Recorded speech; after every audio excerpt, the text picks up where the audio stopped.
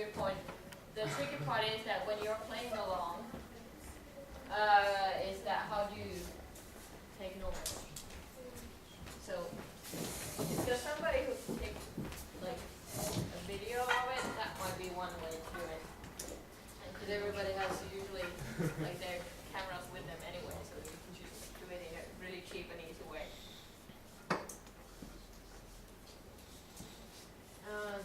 This was the thing that we probably all found out in a really, really concrete way, is that when you're observing, think about how to approach the other person, like whether you're looking far away or really observing.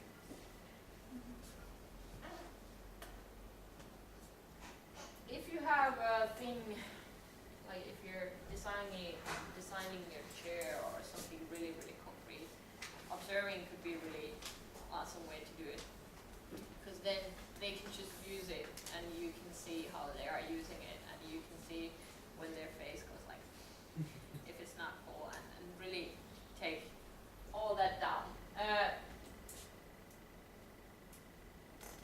This is the map that I think that is probably, it kind of like catches everything.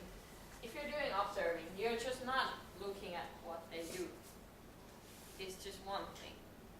If you can interview the observant afterwards, that might be useful, because you might know what they think or how they felt while they were using your service. And also if they seem, because sometimes if you think about even organizing, for example, people might give you some really good questions in the first place, like how long is it going to be, or who are the speakers in the event going to be, or something like that. Then you already start to know what are their worries or aspirations, what is it that they want to do. Or you can just continue that discussion if they are actually asking you questions beforehand. That's a good way to start the discussion. But think about what they think and feel.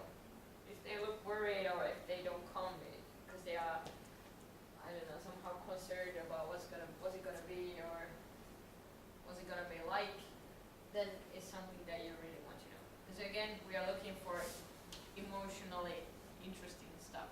We are looking for the services and designs that are emotionally attractive. So that's why we need to think. We need to know what they think and feel. None of you had. Probably the meaning for Monday would be close. Oh, and the fun while learning.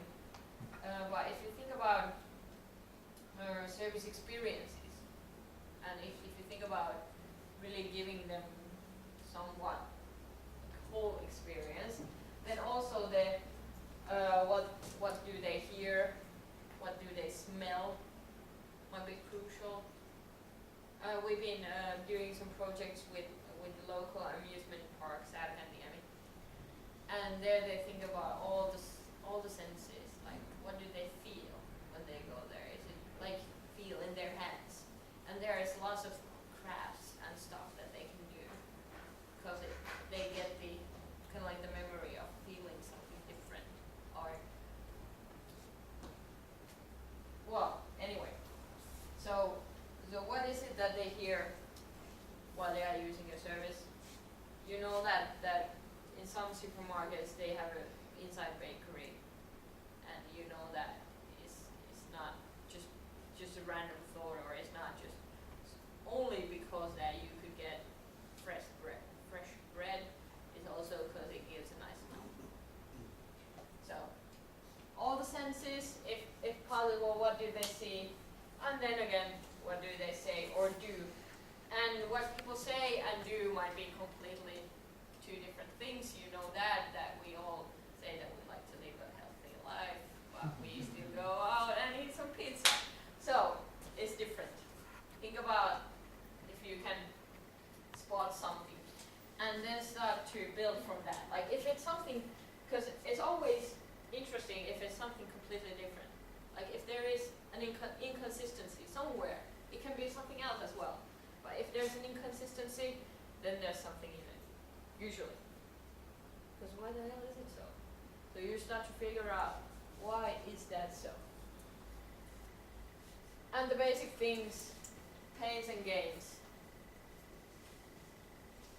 I think that if you can somehow spot those, you can already start with these two.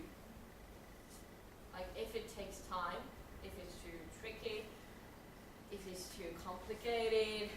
Everybody knows usability issues. The pains are just too big compared to the gains. So if you can already spot those, you can start with the empathy map that this is. So really good tool. You can get a lot of data. So think about what you want to validate. Aha. Now let's go back to the place where we need to choose. This is the place where you need to go up. I'm sorry about that, but there's no other way. Because none of you knows the answers here. None of you. I don't, for sure I don't. But no, none of us. So we need to go out and ask people. Yeah. So first what we'll do is that it's 11 o'clock now.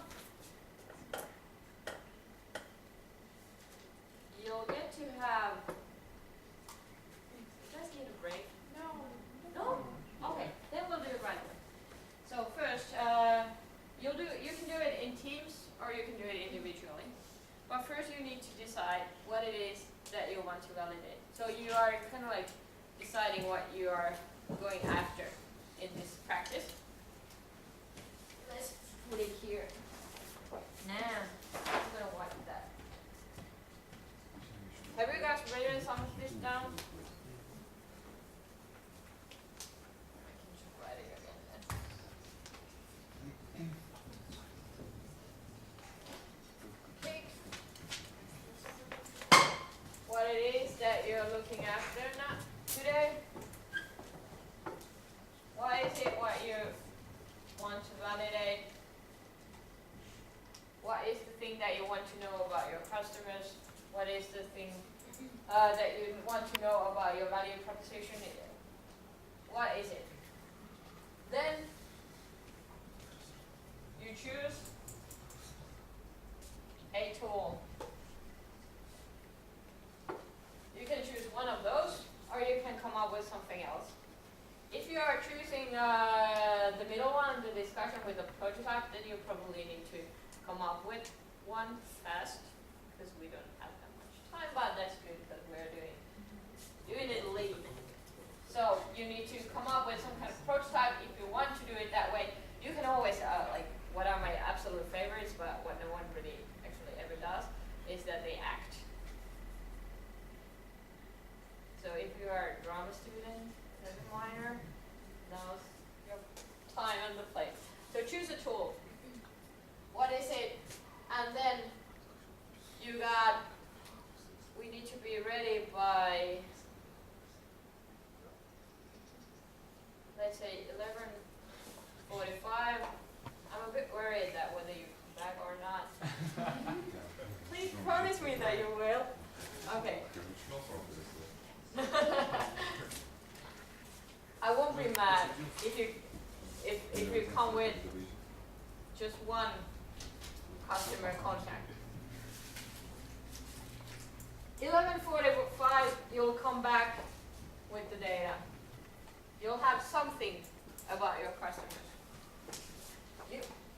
I want to remind you that you can also do interviewing by phone, if that's how you need to do it at the moment.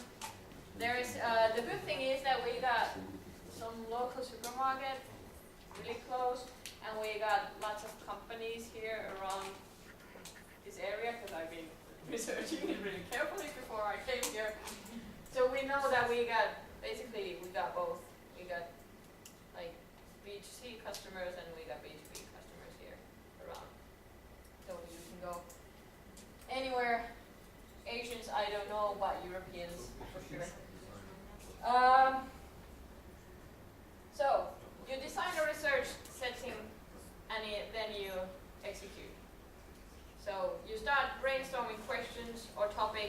You pick the thing that you want to validate, then you go out, do it somehow, try it, practice it, like we did there, and then come back with some customer data.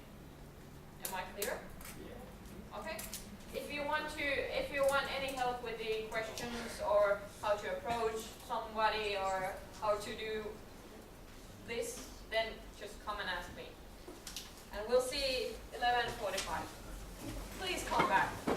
That's all I want to say. Don't be